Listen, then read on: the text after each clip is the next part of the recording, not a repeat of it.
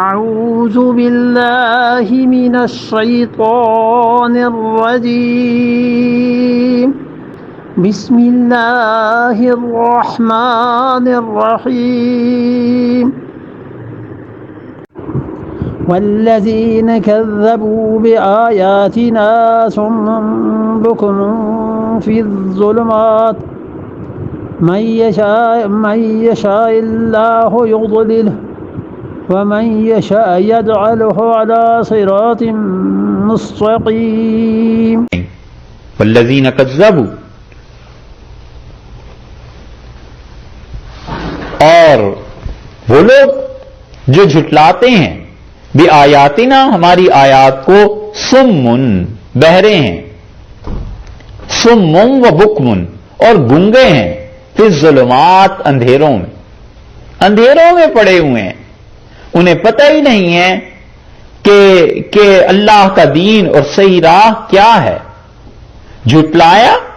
اور نتیجے میں ان کے اس جھٹلانے کے مہر لگ گئی ان کے دلوں پہ۔ یہ وہی چیز ہے جو کئی مرتبہ گزر چکی ہے نا، کہ ختم اللہ علی قلوبہم، اللہ نے ان کے دلوں پر مہر لگا دی، یہ ہو گیا، یہ ہو گیا۔ یہ چیز وہی ہے کہ اللہ تعالیٰ نے فرمایا ہے کہ ان کو دیکھیے، ان کا حال یہ ہے کہ انہوں نے جھٹلایا ہماری آیات کو۔ یہ جو جھٹلانے والے ہیں ان کے لیے زجر، ڈانٹ، تنبیہ، صم و بکم فی الظلمات، دونوں ہدایت کے راستے ان کے لیے ختم ہو گئے۔ کانوں سے ہدایت حاصل کرتے، سنتے، وہ بہرے ہو گئے۔ بکمن، زبان سے کسی سے پوچھ لیتے، یہ بھی نہیں ہوا، گونگے ہو گئے۔ اور اس سے بھی اوپر یہ کہ فی الظلمات، اندھیروں میں پڑے ہوئے ہیں، نہ سنتے ہیں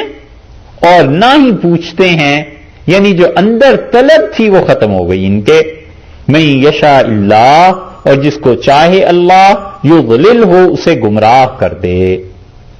اللہ جسے چاہے گمراہ کر دے۔ وہ چیز ہے جو کئی بار عرض کی ہے کہ بندے کا اپنا ارادہ اور کسی گناہ پر اس کا عزم اس بات کا متقاضی ہوتا ہے کہ اللہ اس کے ارادے پر فعل کو پیدا کر دے۔ بس کفر بھی اللہ ہی نے پیدا کیا ہے، ایمان بھی اللہ ہی نے پیدا کیا ہے، مگر ہم کفر کی نسبت بوجہ ادب اللہ کی طرف نہیں کرتے۔ ہاں یہ کہ انسان جب ارادہ کر لیتا ہے کسی بھی گناہ کا تو اللہ اس کا خالق ہے اور بندہ اس کا کاسب ہے، بندہ اس کا فاعل ہے۔ اس لیے فرمایا کہ من یشاء اللہ یضلل ہو، اور اللہ جس کو چاہیں گمراہ کر دیں، اور من یشاء، اور جس کے متعلق اللہ چاہے، یجعل ہو، یہ اس کی اپنی مشیت ہے، علی صراط مستقیم، اللہ اسے کیا کر دے، سیدھی راہ پر دے دے۔ اللہ کی قدرت کی نشانیاں سب جہان میں، پوری دنیا میں، مراد یہ ہے یہاں پر کہنا کہ تم خدا کی نشانیوں کو دیکھو۔ ہر قسم کے جانوروں کا ایک کارخانہ اللہ نے بنا دیا اور ایک قاعدے کے مطابق رکھا ہے، ایک خدا کی ترتیب ہے جانوروں کے لیے بھی، پرندوں کے لیے بھی۔ اللہ نے ان کو کوئی سلیقہ طریقہ سکھایا ہے کہ جانور کئی ایک وہ جب سفر کرتے ہیں تو غول کے غول ان کے جاتے ہیں، پرندے اڑتے ہیں، کئی مرتبہ وہ ایک اڑتا ہے پھر سارے اس کے ساتھ ساتھ اڑنے لگتے ہیں۔ کوئی نہ کوئی طریقہ تو آخر ان کا ہے، تمہارا بھی کوئی طریقہ ہے یا نہیں؟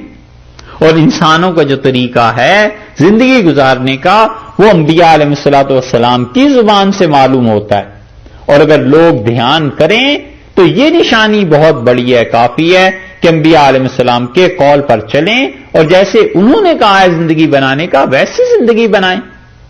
اس پہ غور نہیں کرتے، اور بہرے اور گنگے اندھیرے میں پڑے ہوئے ہیں، کیا دیکھیں کیا سمجھیں،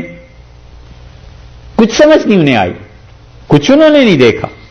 اس لیے آخر پہ مشیت کا ذکر کیا کہ ہماری مشیت یہ ہے کہ ہم جس کو چاہیں صحیح راہ دیں،